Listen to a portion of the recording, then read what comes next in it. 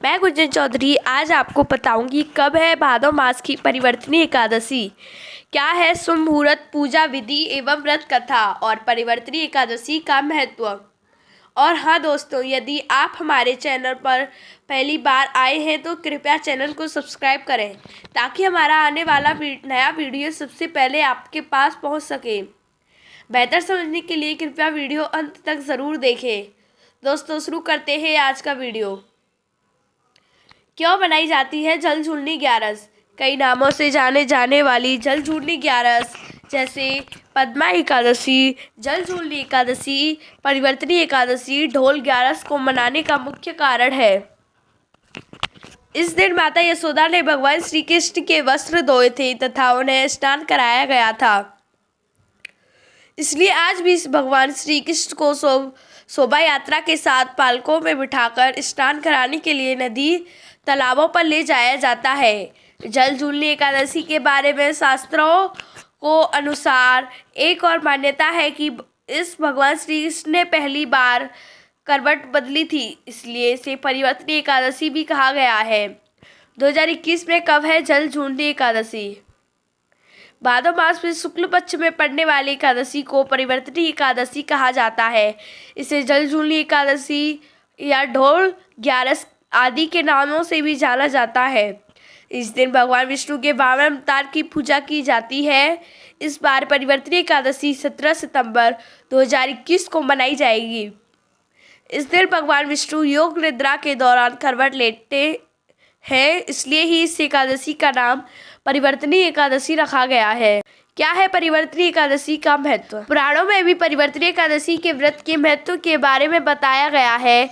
कहा जाता है कि जो व्यक्ति इस दिन व्रत रखता है उसे सभी तरह के पापों से मुक्ति मिल जाती है।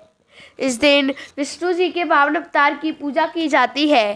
कहा जाता है कि इस दिन व्रत रखने वाले को वाजपेय यज्ञ का फल मिलता है। महाभारत में भी परिवर्तनी एकादशी के बारे में जिक्र किया गया है। भगवान कृष्ण युधिष्ठिर और अर्जुन को परिवर्तनी एकादशी के बारे में बताते हैं। शास्त्रों के अनुसार इस दिन लक्ष्मी जी की पूजा करने से धन की कमी दूर होती है। दोस्तों अब हम आपको बताएंगे क्या होता है वाजपेय यज्ञ का फल। परिवर्तनी एकादशी के दिन व्रत करने से वाजपेय यज्ञ का फल मिलता है। वाजपेय यज्ञ का फल से मतलब है कि इस दिन का व्रत करने से व्यक्ति के सब कार्य सिद्ध होते हैं। मान्यता है कि इस व्रत को करने से समस्त पापों का नाश होता है तथा राक्षस आदि की योनि से भी मुक्ति मिल जाती है। कहा जाता है कि संसार में इस एकादशी के बराबर कोई दूसरा व्रत नहीं है। व्रत की कथा पढ़ने और सुन लेने भर से ही वाजपेय यज्ञ का फल मिल जाता है। जलझूलनी ग्यारस क्यों मनाई जाती है? एक और मान्यता है कि इस भगवान श्री कृष्ण ने पहली बार करवट बदली थी, इसे परिवर्तनी एकादशी के नाम से जानते हैं। जलझूलनी एकादशी के दिन मंदिरों में भगवान विष्णु को पालकी में बिठाकर शोभा यात्रा निकाली जाती है। मंदिर में बाहर जाकर उनको स्नान कराया जाता है। इस अवसर पर भगवान विष्णु के दर्शन करने के लिए लोग उमड़ पड़ते हैं। इस दिन व्रत कर विष्णु की पूजा की जाती है। क्या है जलझूलनी एकादशी की पूजा व्रत एवं विधि?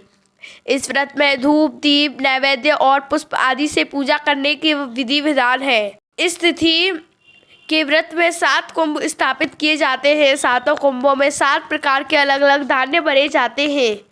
इन 7 अनाजों में गेहूँ, मूंग, चना, जौ, चावल और मसूर है।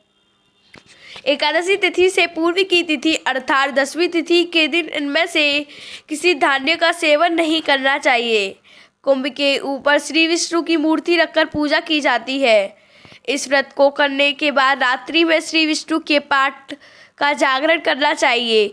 यह व्रत 10वीं तिथि से शुरू होकर द्वादशी तक जाता है, इसलिए इस व्रत की अवधि सामान्य व्रतों की तुलना में लंबी होती है। एकादशी के पूरे दिन व्रत कर अगले दिन द्वादशी की सुबह अन्न से भरा घड़ा दान किया जाता है।